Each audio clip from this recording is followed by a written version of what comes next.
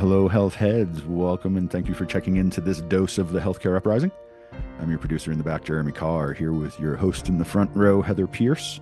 So I wanted to tell them what's on the agenda for today, Heather. I am super excited to have Kelly Cox, the CEO and founder of Share the Drop, coming on today. Share the Drop, just really quick, high level description is it's basically like a Tinder for moms who For need breast milk. breast milk for their babies and babies that need breast milk and vice versa. So it's a matchmaking service, really cool. Talk about using technology and being innovative. Yeah, it's a great use of an application. It has not been steered this way as far as I know before. So yeah. Yeah. So check it out. Without further ado, here's our conversation with Kelly Cox from Share the Drop. Share the Drop. Thank you.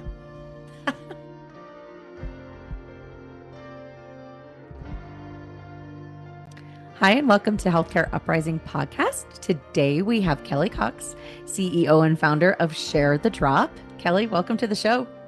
Thank you so much for having me. Yay. We're so excited to have you on and continue our what is turning into a series around breast milk. Who'd have thunk it? Yeah. First was Series Chill. Now with you, we've touched on it in a couple of other shows. So we really love covering maternal health and all the things related to that. We are 100% here to give you that platform. So with that, Kelly, tell us about yourself. What kind of brought you to building the Share the Drop, and then we'll dig into what it's all about. I have, let's see, I am a former mental health therapist, a registered prenatal yoga teacher. I've been teaching pre and postnatal yoga for almost 20 years, and I do travel a little bit and train others to teach. I'm a birth doula. I have never been pregnant and never considered having any babies of my own. And I'm a breast cancer survivor. So all of those things together kind of led me to Share the Drop. But I've been working with pregnant women and postpartum women for 17 plus years. I owned and operated a pre and postnatal yoga studio. I live in Charlottesville, Virginia. We had that for a decade. We closed during COVID. And so I was always kind of working with my clients. I mean, I can deal with like aches and pains in the body of pregnancy and help with that, but really with that mental health piece on how are they feeling? Were they happy about being pregnant? Had they experienced loss before, and how was that trauma coming back? Were they not able to get pregnant after years and years of trying? What was their life going to look like after? You have relationships that change once a baby comes. Your career might change. All the kind of things. I was trying to pay attention to those as well as, can you help my body feel better? And at that point is when I really got pretty keen on the stress, anxiety, and depression that is wrapped around breastfeeding when it doesn't work. Because we have breasts, this is the most natural thing you're going to do. And then it can be very, very difficult. And then for someone like me, I had to have double mastectomy. And so there's no way if I did have a baby, I couldn't produce any milk at all.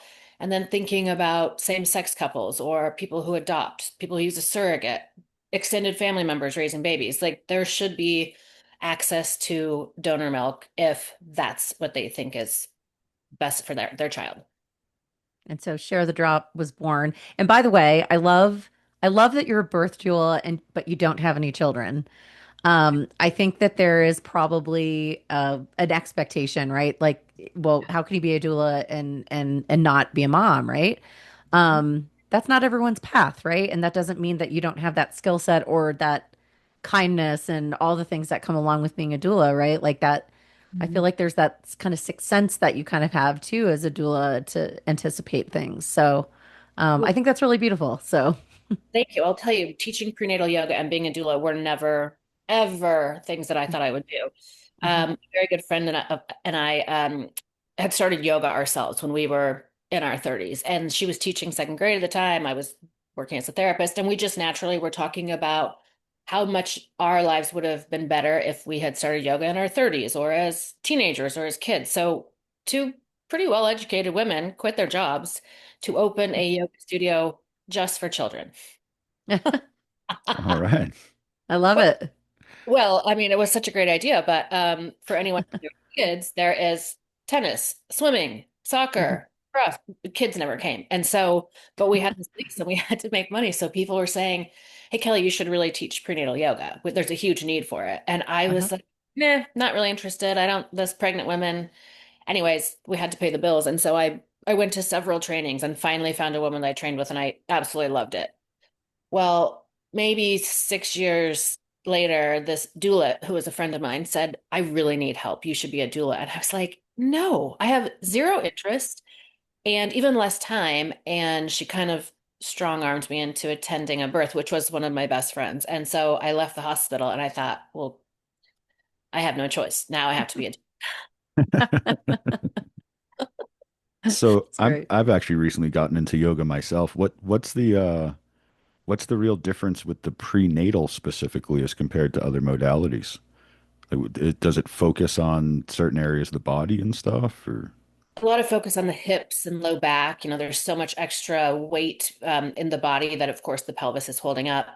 And so the bigger the belly gets, the more the back hurts. We do a lot of strength training. So a lot of using our arms because babies are tiny when they're born, but they get big and cartons are heavy. Um, but also you have to use your body a lot in labor. And so we do squats and things to build up leg strength because we want moms to be strong so that when they go into life with a baby, they're still active and can move around and feel better in this body that's changed quite a bit. Yep. Yeah, I did prenatal yoga. I did Kundalini yoga with my first, and it was really cool because I was in this Hindu church and you could hear the men in another part of the church doing their singing and there was like a gong. It was the coolest experience. Wow. Yeah, this was Maybe down in Phoenix. too for the baby in utero. I mean, you think Oh about like, yeah. of course, they're in this bag of water and everything's so muffled, but I think that's Hmm. amazing. Yeah, it was a really cool experience. My second, I didn't do that kind of yoga, but yeah, I definitely did a lot of that strength training and whatnot. But yeah, so then of course, and so like, yeah, I got the yoga, but when I could have used Share the Drop, after I had my first son, he's 16 now, his name's Zane. Um, I couldn't breastfeed. And so I'll get into that story because I want to hear a little bit more about Share the Drop before I start diving into my own personal things, which I tend to weave into these conversations. But you talked about like multiple types of families, right? You've been exposed to this through the doulas, through being a doula, through your all of the things that you had your hands in, and so you saw a need for people of all different walks of life, really, right? Because you've got LGBTQ couples that may not that are adopting so many different things. Yes. And did it just kind of like one day you're like, wait a second, like how do they find each other? It's like a dating app for for And like it's milk. exactly origin story. So I had this well, first of all, one of the reasons I left therapy was because I couldn't have outside contact with my clients. I couldn't be their friend. And then once I owned my own studio and I'm just dealing with pregnant women, I've just gathered all these wonderful friends. But through the studio, people would come and say, Kelly, I have so much milk. I don't know what to do with it, or I need milk for whatever reason. And so I was sending them to these very, very popular Facebook groups. Mhm.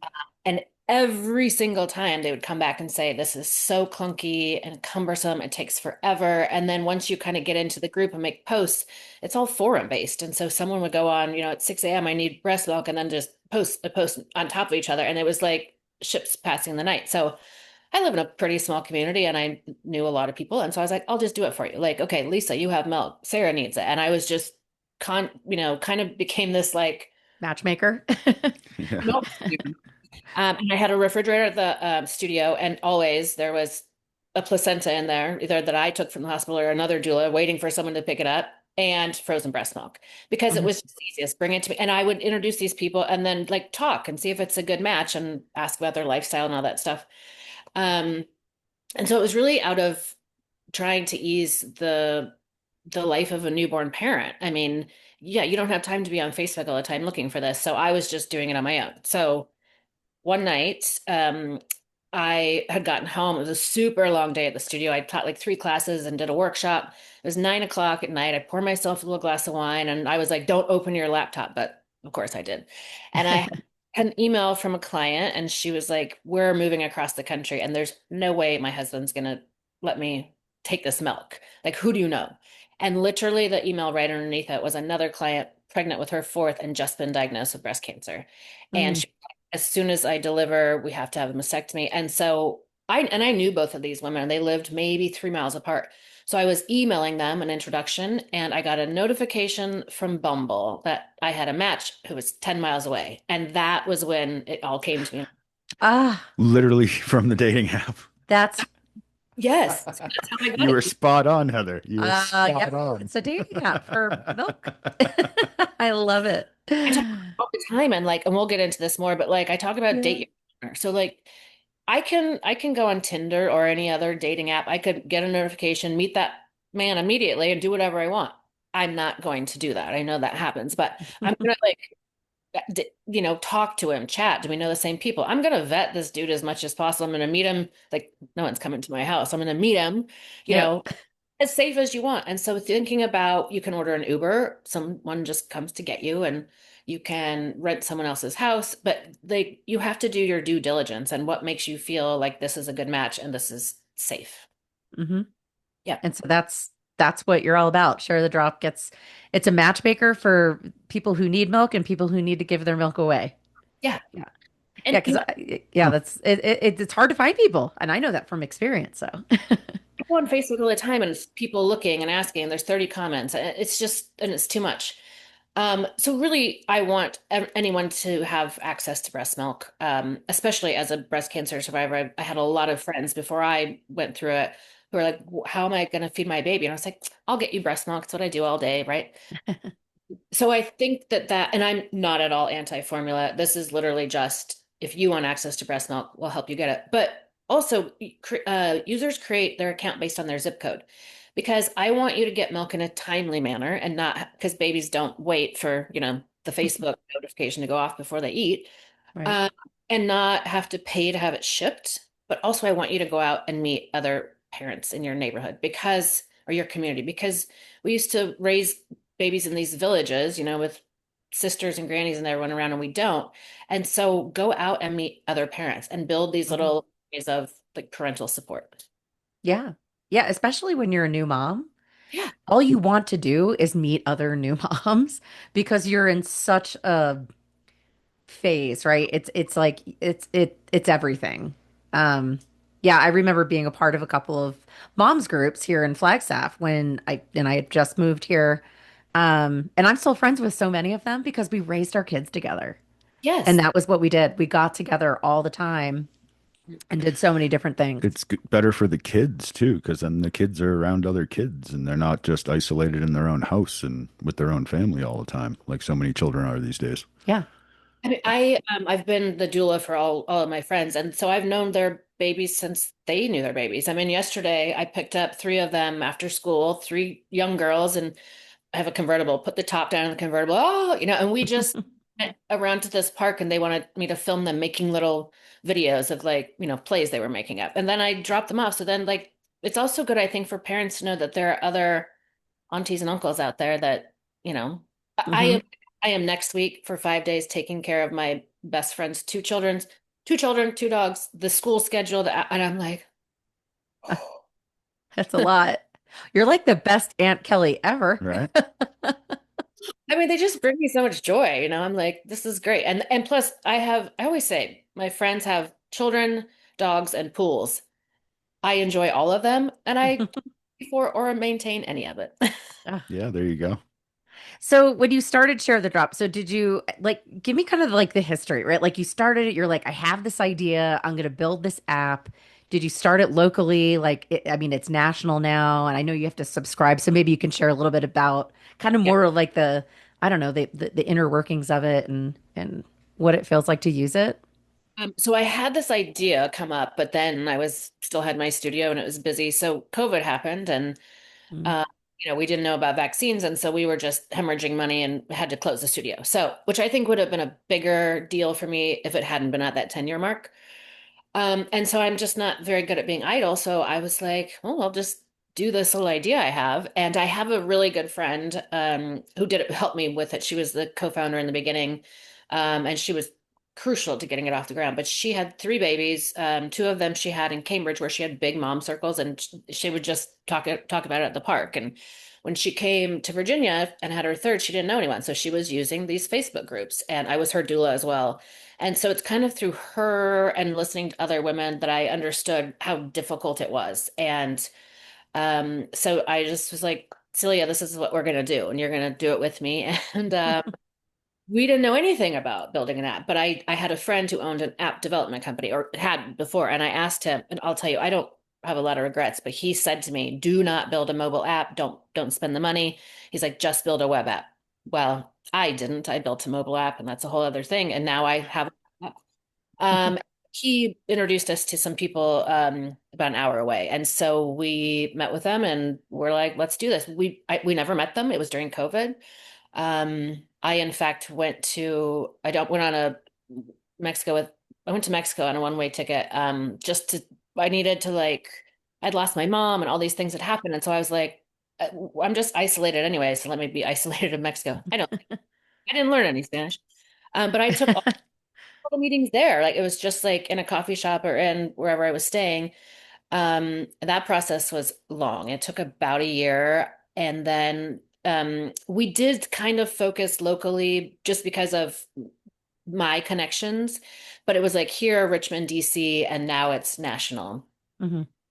So it is a web app. It's sharethedrop.com. Whether you have milk to donate or you're looking for milk, you go on, create an account for free. It's very easy. It takes maybe 2 minutes.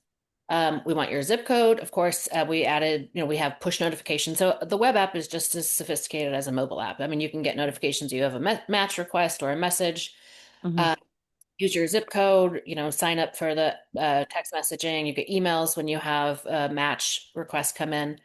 And then it's age of your baby, which is not crucial. It's great if you can feed donor milk that's closer to your baby's age, but that doesn't matter.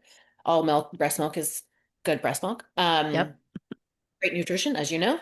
And then you put in your life, like a donor is like lifestyle factors. Do you consume alcohol? Do you consume caffeine? Are you on any medications? One thing we ask donors when they onboard is if you are willing to share any recent medical lab work, anyone who's lactating has some recent lab work. If they say yes, we put a little medical icon on their profile just so recipients know that's something they can ask for. We don't upload that clearly because of HIPAA. Yeah, I Um, was just gonna say, I feel like that might be the thing, right? Yeah.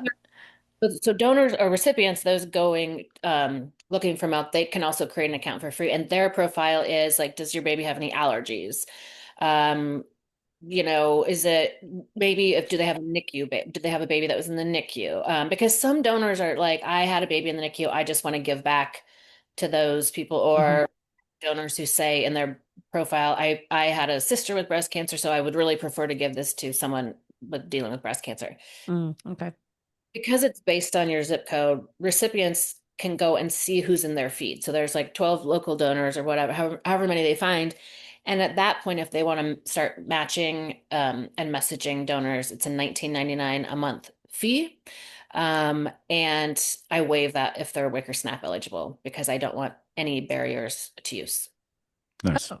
Nice. Yeah, I wanted to ask about that too with the WIC, and I saw that on the website. So if they're WIC or SNAP out eligible, but it's 19.99 per month, you just is it reimbursed to you at all, or you just flat out waive it because you're, how does that work? Flat out waive it. Um, I also Okay. So they just create an account, and once they do that, they just need to email me, and I go on the back end and I waive the fees for usually 6 months, or if they need it longer, I'm happy to do that too. I also waive fees during times of natural disasters, so the fires in Mm, LA, after the flooding in Texas, I waive fees for anyone in that area because, I mean, with the last year with I think it was last year when Helena came through North Carolina. Not only hmm. not only like do they not have water and power, so they couldn't use formula. You can't make formula if you don't have clean water. Oh yeah. The roads were blocked off, so it was like the grocery stores couldn't get more formula in. So it was like, yeah, at that point, what's happening is mothers with excess are giving it to people in need because that's how babies have survived forever. Hmm. Gosh, I hadn't even thought of that. Like, how do you even get, Mhm. yeah, how do you get anything anywhere Yeah, at and that point? there were formula companies, like rightfully so, like sending pallets of formula. But I was like, how are they using this? I've like I remember when the war in Ukraine started and all this messaging was coming out saying, please don't send us formula. We don't have any ability to use it. Like we got to think this through. So I love the ease of formula and it works well for many, many families, but there are certain times where if it's not available, like what good is it? You know? Yeah, but breast milk always is. Always. And I mean, I know that like our birth rates are going down, but there's always someone in your community on your street, half a mile away, who has extra breast milk. So Mhm. I just want to normalize this and spread the word. So how does it the don't can people just go on and sign up as donors as well? And then the but they don't have to pay, right? It's just the people getting the milk that pay. Yeah, Yeah. okay. Okay. And our biggest safety feature is that we don't allow donors to be paid for milk because I understand and value the time and effort it takes to pump and store and sanitize everything. But the moment we open it up to pay for a human substance, then anyone can you could water down breast milk and that's going to make babies sick. They'll set Oh people yeah, and unfortunately you'll will have you'll have people starting milk farms and stuff. Yeah, we know how this world works. you don't have to think about that. But so we tell our recipients you can replace their storage bags. Like that's great. I mean, if it's summer and you have some bump crop and you can't eat it all, great. But that's it. We don't. It, when I was pitching it to investors, all men, they're like, "What? Wait, why would women just give? This is so valuable and it's the best nutrition on the planet. Why would women just give it away?" And I always just said, "Well, that's what women do. We are." Yeah. We always do the right thing and take care of the people we need to. Like, and they were like, okay, yeah. That's like such a foreign concept, I'm sure, not knowing what that feels like just to produce milk or to want it, right? As a mom, which is what the position I was in at least. Yeah. And, I've had a lot of men in my life who were like, I don't really understand it. And then I talk them through and they're like, oh, right. I remember Sarah going over to someone else's house and giving them breast milk. And I didn't think about it at the time. Or they're like, oh, right. We had a whole freezer full. You know, I didn't ever really know what my wife was saving it for. Yeah. Yeah, it's true. Like unless you're not around it. I remember when okay, so now's my chance to plug my little story. So I had breast reduction surgery back in I want to say fall of 2007 and they severed my milk ducts during that surgery and then I didn't think I was going to get pregnant. I was having infertility issues and I finally did. I got pregnant with my son Zane. And of course, at the time, I didn't have any education. Nobody provided me any on donor milk. So he was formula fed. Sorry, Zane. But he turned out okay. I don't But think his friends are listening to this podcast anyway. yeah, not even him. So I didn't even know it was out there. So like bummer, right? Like I wish I had because then fast forward and I had my second son and I was much more kind of much more part of the community here in Flagstaff, which is very open-minded around this kind of stuff, and there was no stigma about sharing breast milk, and I definitely want to touch on that too because there is some stigma about it still, although I don't think it's quite as bad as it used to be. Um, I would say it was almost encouraged, right? And so I had a friend, very unfortunately, whose son had a brain tumor. Our babies were born just a few months apart, and she was a very, very, very avid, all about breastfeeding her children, and so she was saving her breast milk, and she was actually sending it to the Denver Milk Bank, Denver Breast Milk Bank. But then she was giving some of it to me. So I ended up doing 50-50 formula and then hers. And I remember my husband kind of like, this is like kind of side eyeing me at first, like, is this cool? And I'm like, this is so cool. So Fortunately, Dude, we drink milk from cows. I You think it's bad that a different woman's breast milk for your baby is weird? Like we drink milk from was cows. like, who cares? It's not Right. even the same species. That's Exactly. So gross. I refuse to drink milk from a cow because I just think it's weird. But yeah, I don't understand the stigma about it. We donate me sperm, neither. blood. I really think it comes from this kind of highly sexualized breast Mm, society we have. hmm Like, oh, like, it's like the same like covering it up. I'm like, well, why are we covering it up? Like, also, when a mom's feeding and the baby's latch, you don't, what you see of her boob is the same as you'd see in a bikini or a low cut top. I mean, we're not seeing anything. It's Right. ridiculous. Yeah. Um, I think the stigma is getting better, but I Mhm. think it's that we don't talk about it enough. Um, Yeah. I, I'm here to do all that. Good. Yeah. I mean, it's important. I think, like I said, it was kind of normal here, we're kind of in our little hippie mountain here. So all things are acceptable in that space, which is great. And I love that. And so I didn't even skip a beat for me. I'm like, all right, cool. I'm like, give me your breast milk. Um, Yeah, it makes total sense to me. Like right. Like, why wouldn't when you? I did hear about breast milk donation, I was like, oh yeah, great idea. And I Yeah. Touched on the milk bank. So there's a difference Yes. formal milk donation and informal. So if you are a overproducer and you can meet the requirements to donate to a formal milk bank, first of all, we have 33 in the country, and almost all of that milk goes to babies in the NICU, which is I crucial. did not know that. Okay. That's a lot. And so you have to, but they have a lot of restrictions around. So if Mhm. you have that much, please send to your nearest milk bank. And even if there's one not near you, you can do all your lab testing, which is reimbursed and all that there, and then you can ship the milk to them. If you just have enough to help feed your neighbor or your sister, that's where informal milk sharing comes in. So Share the Drop is peer to peer, all informed consent. I talk a lot about kind of going back to the origin story, date your donor. Ask questions. First of all, like if I was going to get milk from someone across town, I'd say like, "Oh, did you go to prenatal yoga? Did you have a doula?" Try to figure out if we know anyone in common, and then I'm going to be like, "Hey, do you know this Sarah girl? I'm going to take her breast milk." Right? So it's that like vetting that we Mhm. do. Um, but yeah, I just think like ask them all the questions you want. Make sure you're not just going to meet someone like, "Oh, you have milk, can I pick it up in an hour?" No, like do it in a smart way. Ask them about their lifestyle. Ask how are you sanitizing your parts? Like anything that makes you feel good, and then meet them in person. Don't in during the daylight, meet at a park. I would want my donor to bring their baby, and hopefully that baby's chubby, got their rolls and gaining weight, meeting developmental milestones, and then I'd be like, oh, I want that for my baby. And then maybe you make a new friend, right? I'll tell you, years ago, I had the studio was maybe only open for 2 years at that point. And this man came in, he said, I'm moving. I just got here.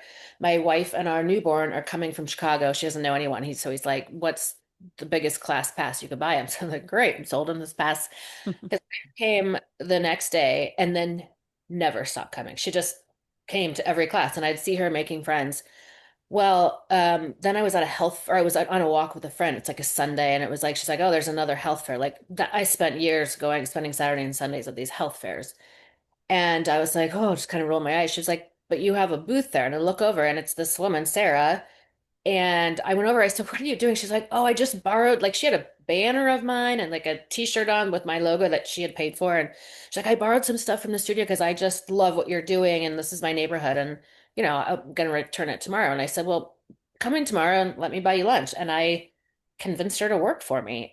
She was like, "Oh, teach you, you got her trained. I don't know this." I was like, "It doesn't matter. It's more like you believe in the mission." So she was with me for almost 8 years, and Oh, wow. left for I had to take about 7 months off during my cancer treatment. She took over the whole thing. It thrived, but her husband finished his PhD and I was at a party and there were 7 other women there. They all met on their yoga mats in my class and they're raising their kids together. Still, That's so cool. awesome. I love that. But I think the community is the only thing that's gonna save us from uh, everything. Yeah, all the problems going on is because we are not together. If the Mm. people actually just got together, we're good. Yep. That's literally all it takes. People just need to get together and realize, the common good aspects of things and forget about all the pettiness Mhm. otherwise. Just human connection, right? Like in person human connection. There's Yeah, just, you got to get out and look people in the eye, man. Like yep. living online is not real life. It's a total fallacy. Nothing is true on here, man. Unless it connects you to somebody with breast milk, then okay, I'm all right with it. Yeah, but then you're meeting them in Yeah. real life to get the breast milk. You know Right, what I right, mean? right. Like it's a means to an end, but that Totally. end is us having to be together in real life. Yeah, I agree. I agree. Well, you're national now, so like, what are you hearing? How many? Do you know how many users you have? Like, what's kind of do you have any big goals for like growing that or Yeah, I just want like 5 million users. That's all. everybody? We track on the back end. I always say we. It's just me. I'm the whole C-suite. I can track on the back users I've had that are active within the last 90 days. So I looked Mhm. right this. I'm about right around 3,600. Oh Um, wow. so I want that to be an astronomical amount. Yeah. Sure, but I really, this is why I take every chance to talk to people about it because it is word of mouth. I mean, mothers are like, I think 82% of the household spending, making decisions. So they're always talking about what they're feeding their baby, what they're buying, what products they're using, what classes they're going to. So it's this, I just need the word of mouth to keep going. That's why I was so excited when you reached out. And you're like, oh, we had Lisa Myers on, and she mentioned your name, and I was like, that's what I need. I need Hmm. share the mouths of other people who are doing the same kind of good work. Yeah. It's like this beautiful web that's being built like almost in real time. And I mean, what I would love, like, I think about this. I'm in the hospital, right? Like, I just gave birth. And it's very clear that I'm not able to breastfeed. I want somebody in that hospital to say, "Oh, you know what you should check out? Here's Share the Drop." And also here's Serious Chill, right? Like, or and also here's this other thing. Like I'm thinking Phoenix Health, who we just had on not too long ago, mental health, maternal mental health, right? Like for pre-postnatal. Like let's put this on a platter to new moms Yeah. right there, or at home, however, through a doula, maybe, right?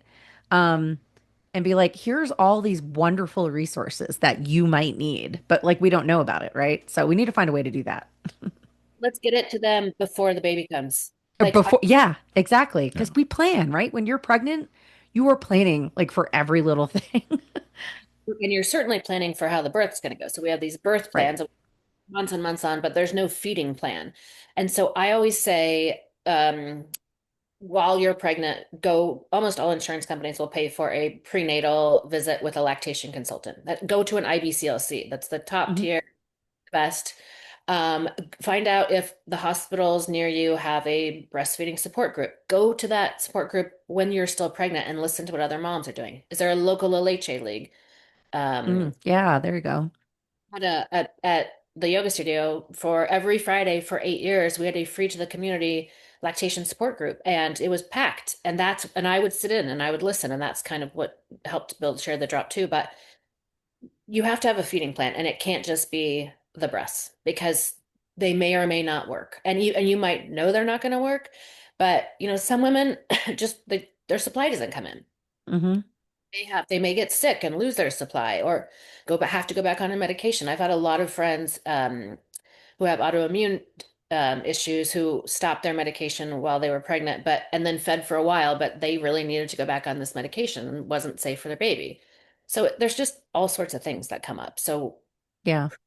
prenatal lactation or feeding plans should be pushed. Yeah, I agree. Yeah, there's so many things that I've learned about literally just through the show because we talk so much about, maternal health and women's health that I'm like, gosh, gee, it would be nice if I had known about any of this. Um, back even, well, my kids are 11 and 16. So, technology and like kind of this, the rise of apps for everything, right? And all these ways thanks to technology wasn't quite as prominent, particularly with my first one. But I mean, heck, that was pre-ACA with my first one. So I didn't even have all like the protections that came with the ACA plans. I was a pre-existing condition. Yeah. Well, So as Jeremy's like shaking his head. No, legitimately, I was told being pregnant was a pre-existing condition. So that was fun. Um, Um, Thanks, Obamacare, for changing that. yeah. Yeah, I'm Okay. I know, I know. People forget about that part. given a breast pump for free, Yeah, um, which is fantastic. But then, do you know, it's also offered to breast cancer survivors. They don't yeah. get information about donor milk or storage, No. anything else. I'm like, there's just so many flaws in all of the systems, but that one in particular. Yeah. I'm hoping, we hope like that's the kind of the purpose of this show and like people like you doing, the type working in your space is that we're changing that, right? Like we're putting more control back into, not back, we're putting control into our hands for the first time. And Jeremy, I feel like every time we talk about this on the show, you're like, you have to become kind of your own, like you kind of have to figure out what you need, right? Not that you're your own doctor, but you need to go into those spaces, right? With clinicians, kind of prepared with like, I know this is what I need, and here's how I can get it, Yeah, you right? can't ask the doctor anymore. You got to tell the doctor is kind of what it's coming down to. You got to go in and tell them what you want, not ask them what they want. Yeah. I'll tell you, that was a big struggle when I got diagnosed with breast cancer because it's so quick. You get the diagnosis, and then it's just one appointment after another, and you're meeting with all these people. And I didn't have time to think about what I really wanted. And now it's been 8.5 years. And what I really wanted in the beginning was I didn't want implants. And I said that. And I was like, you're so young and you're gonna make it'll make you feel better. And what 8.5 years later, I don't want plastic in my body anymore. I'm done. I'm having these Mm, off mm. because I've had time to process it and make the decisions. Having implants has never once made me feel sexier or more attractive, like nothing. I I wish I had stuck to my guns and advocated for myself way back then. But Yeah. Yeah, and they talk you into things. Like I don't that doesn't seem right to me in the role of a doctor to talk the patient into something they don't actually want. Or just not given all the options ultimately, Yeah. right? I think if I had more time, but also it was also society things in my head. I was like, True. oh, too, and breasts and the, what's going to look like and all that. So it wasn't just the doctors. They were like, well, you're not a candidate for this surgery. You can do bilateral mastectomy, implants, or nothing, but we didn't really talk about the nothing. And so, and I take ownership, that's me, but it's taken me this long to be like, I can do this another way. And so I'm waiting on a consult it's called an explant surgery, have them taken out because Yeah. like Okay. plastics and everything, there's forever plastics. I'm like, Kelly, there's plastic in my body. Like I don't use plastic. I was like, well, I'm walking around with it all the time, right? It just doesn't make, Yeah. yeah. Uh, that actually brings up a point something I'm just popping in my head here about going back to the share the drop in, like with matching people, playing matchmaker. Um, in terms of some of I guess it would be the donators, like pumping all of the different supplies and things that they would provide. A lot of it is plastic. The bags. Of course, Serious Chill got a plug. They're doing things a little bit different with glass, which I love that. Do you get a lot of exposure to kind of what's happening in terms of like trends and in the market around pumping and storage and things like that? I'm wondering if maybe there's an increase going like to move away from plastic. I feel like we're becoming more anti-plastic. I mean, when you're freezing it to donate, of course, that would get pretty expensive if someone was always putting it in glass, unless they had a Yeah. regular back and forth. I don't know of any storage bags that aren't plastic. Yeah, Um, I don't either, but you know, it's not like I'm researching it, so. I'm one to look into that. Um, yeah, it's hard. It's like I don't know. I always joke that I was like the hippie yogi who used crystal deodorant so I wouldn't get breast cancer. Right? I'm like, okay, well, some point yes, there should be a non-plastic milk storage bag, but also you can't be perfect at every single thing, you know? Hmm. You Yes, need a viable replacement for it. Like, what Yeah. else do we really have that will be that, have that utility that will be as useful in that situation? That's the problem is we don't really have anything else. There better be somebody out there working on We that. need the, but well, I mean, they can make it out of hemp and make it fully biodegradable plastic. Yeah, That's a tack that I've been advocating for a long time. Is so much of this plastic that we use could be biodegradable, true. and like the storage bag aspect, it's perfect for that sort of thing. and hemp is rather robust, has robust growth, and I think it's pretty cheap to grow it, right? Oh, it's super cheap. We should be making everything out of hemp. There's a company that is big into this concept that just as an example, they built a plane, like a little Cessna style plane. Everything in the plane is made out of hemp. No way. The entire plane, everything, literally every component of the plane is made out of hemp. That's It wild. runs on hemp fuel. It's like all you need to make and run this airplane is hemp. That's Like crazy. that's what they can do with it. And Where that airplane is biodegradable. Wild. You scrape the enamel off that was made out of hemp, and the thing will biodegrade. That is insane. Yeah. Well, I mean, somebody if must be. when someone hears this, they're like, "Oh, I know about hemp." Just please make a breast milk bag out of hemp, Yeah. please. Please Somebody's got to be working on this. replace Ziplocs with it. Make biodegradable Ziplocs out of hemp.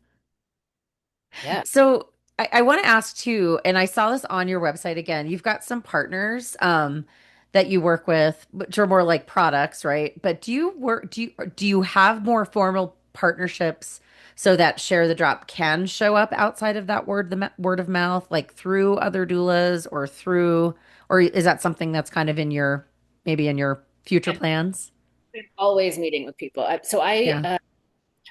at a random at a coffee shop, some woman asked me what I did. I told her, "Oh, I built this website for this woman." Anyway, she introduces me to a woman named Sally Hayes, which you might love to talk to, and she has a group. She based it out. It was just in LA, but it's all providers. So anyone working in infertility, prenatal, postnatal sphere, so lactation consultants, doulas, you know, OBGYNs, midwives.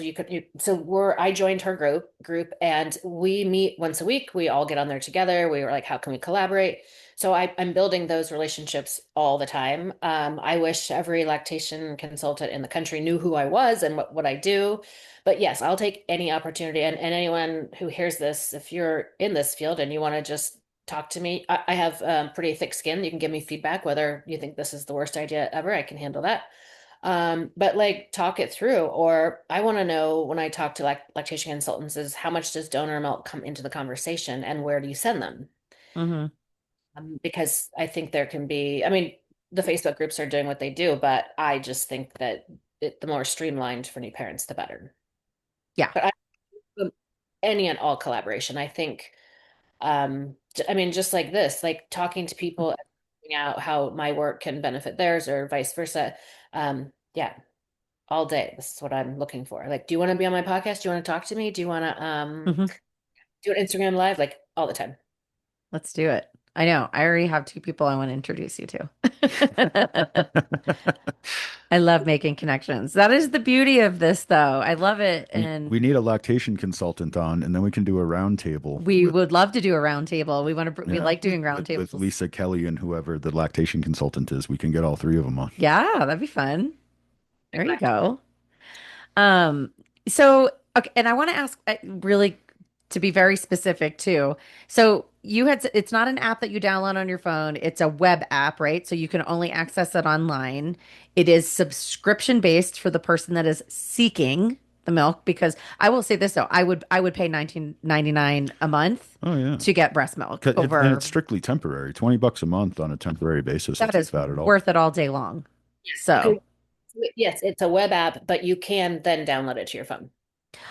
got it. Okay. I wasn't sure exactly how that works. Okay. And And oh yeah, yeah, go ahead. the 19.99 a month. I had it at 9.99, and some other founders were like, "What do you get for 19.99 a month?"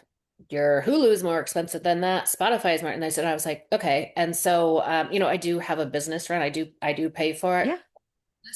And so, it's so funny. A lot of people are like, oh, this should be a nonprofit. And I was like, why? Well, it's just you're doing so good. Like, yeah, would you tell a man that his great idea should be a nonprofit just because he's doing a good thing? Like, no. And I was like, I can make money too. Yep. It's okay. Um, but yeah, I think you look at the cost of formula, formula is going up. Oh, yeah. It's also environmentally better. Hmm. So it's interesting. You think about moms, pass through antibodies to babies through their breast milk. Well, Hmm. I had a friend here in town. She had a child and then they were trying again and nothing was working. Turns out she had breast cancer. And so they last year had a baby via surrogate. And that Okay. baby got milk from six different local donors. And I was like, that's six times the antibodies. His older sister goes to school, snotty all the time, bringing everything, every germ back. That little kid was never sick, not one little sniffle the whole year. I was like, oh, so that's the other thing. Like if you get, Hmm. it would be, I remember someone asking me, like, why would someone pay to be on your app and then they find a donor? Couldn't they just go offline? I'm like, sure, but it's going to be very rare that you find one overproducer who can give you milk the whole time. You're probably Hmm. seeing it through three or four donors.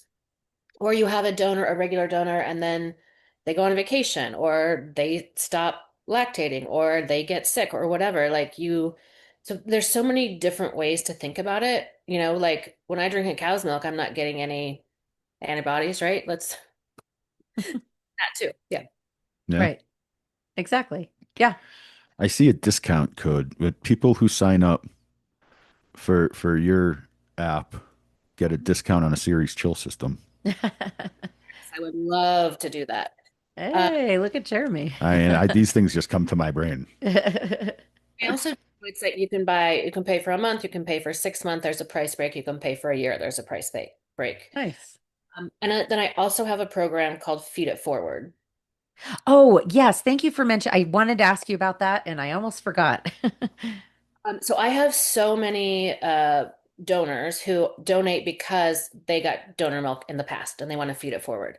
Mhm. Uh, and then I have a lot of women who have lost children and they want to kind of donate to feed it forward that way to honor that life. And so uh, the Feed It Forward program is well, two-part. You can, if you have someone in your life who's pregnant and like they're a breast cancer survivor or same-sex couple can't produce milk, you can buy them a subscription to be gifted out, just like you would buy anything else on their registry. So that's brilliant.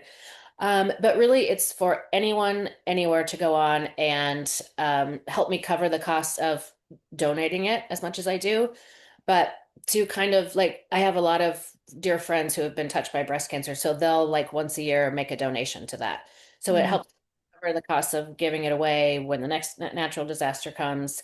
But just kind of to honor what donors do. And a lot of the people who gone through that Feed It Forward. And so you just go onto that tab on my website and you can buy a month, you can buy 6 months, a year, but that goes into the general pool. And the people in my life who have been touched by it are like, yeah, I'll pay to have someone like be able to get this gift for a year. Yeah. Yeah. I love that part. That's yeah, just supporting the community that's helped you or you're just, being generous, Well, right? there's that village again, Yeah. village raising the child. There you go. People can put in money so that someone else can get breast milk from someone else who has breast milk to give up. Yeah. There you go. That come together, people. I know. Got that song in my head now. Come together. Don't make me sing on the air. It's not I going to like be pretty. Edit that out, Jeremy. Okay. Well, I'm excited for you guys. I think we do need to do a roundtable, Jeremy. Yeah. We need you to come back, Kelly, and we need to get Lisa. I wonder even if Emily from Phoenix South, that might be a good one, or Oh, it's Rhea, not a bad Monica thought, from Rhea actually. Community. That was the other person I would love to introduce you It's not a to. bad thought. Yeah, I think we got a roundtable brewing here. come back anytime. And I have the perfect IBCLC in mind as well. And she's a personality and been doing it forever. So yeah, I'm also Ooh, yeah. email you and introduce you to Sally Hayes. She's I would love that. Let's do it. I already wrote her name down on my notepad. Jeremy's on it. Cool. Well, this has been fascinating. Before we let you go, I want you to share your website, your socials, anywhere people can find you so that they can either donate, get involved, find a donor, find their match. It's sharethedrop.com. That is the website. You could create an account right there.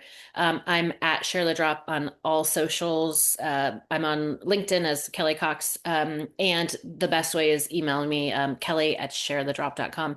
I don't sleep a lot. I'm a busy worker, so I'll probably respond right away. Well, awesome. This has been great. I'm so glad that we found you and we were able to bring you on to talk about the very, very good work that you're doing. Gosh, I really wish that you existed before I hear when I that all. was I needed you in 2009 and 2014.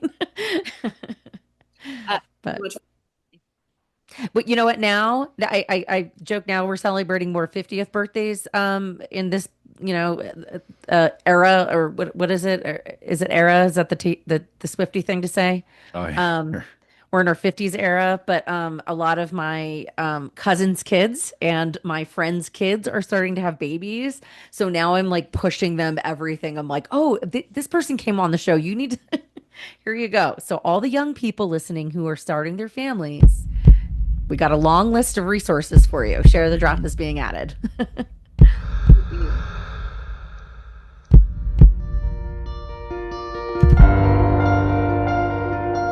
Thanks for joining us on the Healthcare Uprising. Make sure to hit those like and subscribe buttons before you go, and take a moment to think of a friend and hit that share button. You can find us on all the major audio platforms, and we've got video on YouTube and Patreon, patreon.com/healthcareuprising, if you want to watch us in action. You can also find us on social media on LinkedIn, Blue Sky, Instagram, and Facebook. Just search Healthcare Uprising to find us. And if you're a new company or a creator with a cool new product for the healthcare space, or if you're someone with a personal healthcare journey and you'd like to share it with us here at The Uprising, please email us at healthcareuprising@gmail.com and we'll get back to you about coming on the show. That's all for this dose of Healthcare Uprising. Till the next time, keep looking for the good in the world, because sometimes it's where you least expect it.